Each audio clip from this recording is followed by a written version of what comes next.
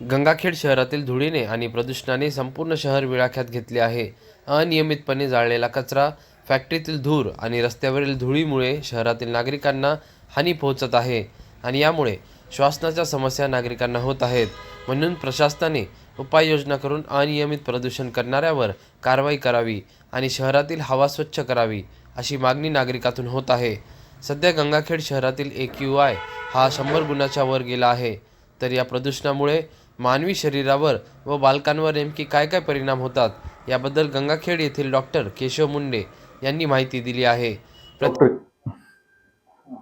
नमस्कार, मी डॉक्टर केशव मुंडे, बालरोग तज्ज्ञ गंगाखेड येथे आहे. तर हवा प्रदूषण हा भारतासारख्या विकसनशील देशामध्ये अतिशय धोकादायक बनत चाललेला आहे. तर हवा प्रदूषण म्हणजे आपण कशामध्ये मोजतो, तर एअर क्वालिटी इंडेक्समध्ये. आणि WHO ने रिकमेंड केल्याप्रमाणे एअर क्वालिटी इंडेक्स हा जर 100च्या वर जात असेल तर तो धोकादायक पातळीमध्ये जातो आणि रेग्युलरली याला मॉनिटरिंग केलं जातं. तर दरवर्षी भारतामध्ये पुअर एअर क्वालिटी इंडेक्स एरियामध्ये जे लोक आहेत तर त्यांच्या श्वसनाचे जे आजार आहेत तर ते अतिशय वेगाने दरवर्षी त्याच्यामध्ये वाढ झालेली दिसून येत आहे. तर श्वसनाच्या आजारांचं जे प्रमाण आहे तर ते भारतासारख्या देशामध्ये वेगाने वाढत आहे, तरी विकसित जे देश आहेत तर त्यांच्यामध्ये वेगाने कमी होत आहे. तर हा विरोधाभास दिसत आहे. तर त्याचे महत्वाचे एअर पोल्युशन होण्याचे जे कारण आहेत तर ते गाड्यांमधून आणि इंडस्ट्रीमधून निघणारा धूर आणि धूळ, तर हे जे महत्वाचे घटक आहेत तर त्याच्यामध्ये आपल्या एअर पोल्युशन वाढत असताना आपल्याला दिसून येत आहे. तर एअर पोल्युशन वाढल्यामुळे काय होत आहे की सर्व म्हणजे लहान असो किंवा मोठा असो तर त्याच्यामध्ये श्वसनाचे आजार जसे की ब्रॉन्कायटिस आहे, अस्थमा आहे, ॲलर्जिक अस्थमा किंवा ब्रॉन्क्युलायटिस आहे, तर हे COPD मोठ्या माणसांमध्ये, तर हे याच्यामध्ये प्रचंड मोठ्या प्रमाणात वाढ होत आहे. आणि श्वसनासंबंधित जे मी सांगितल्याप्रमाणे आजार आहेत तर त्याचं मृत्यूचं प्रमाण सुद्धा प्रचंड मोठ्या प्रमाणात इंडियामध्ये दरवर्षी वाढताना दिसून येत आहे. सध्याच्या घडीला जवळपास 20 लाखाच्या जवळपास डेथ ह्या एअर पोल्युशन रिलेटेड डिसिजेसमुळे होताना सध्या तरी दिसून येत आहेत.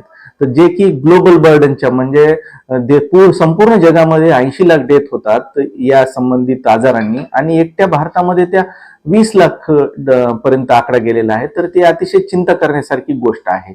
तर हे आपण कसं टाळायला पाहिजे, तर आता जवळपास सगळ्या अर्बन शहरांमध्ये, आपल्या अर्बन एरियाजमध्ये एअर क्वालिटी इंडेक्स अतिशय खराब पातळीवर गेलेला आहे. आणि आता हे खेड्यामध्ये किंवा छोट्या शहरांमध्ये सुद्धा एअर क्वालिटी इंडेक्स पुअर लेवलला गेलेला आहे.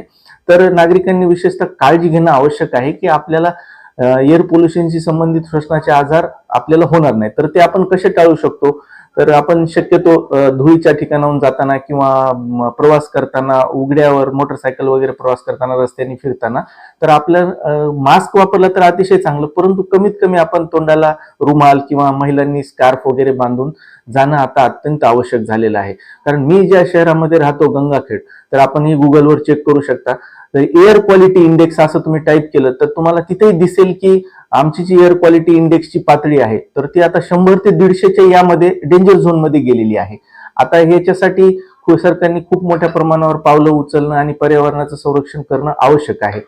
तर तो वेगळा भाग आहे, परंतु आपण एक नागरिक म्हणून आपल्याला स्वतःचं संरक्षण करणं फार आवश्यक आहे. आणि आपण मी सांगितल्याप्रमाणे जर काळजी घेतली तर यापासून थोड्याफार प्रमाणात आपला बचाव होऊ शकेल, अशी मला खात्री आहे.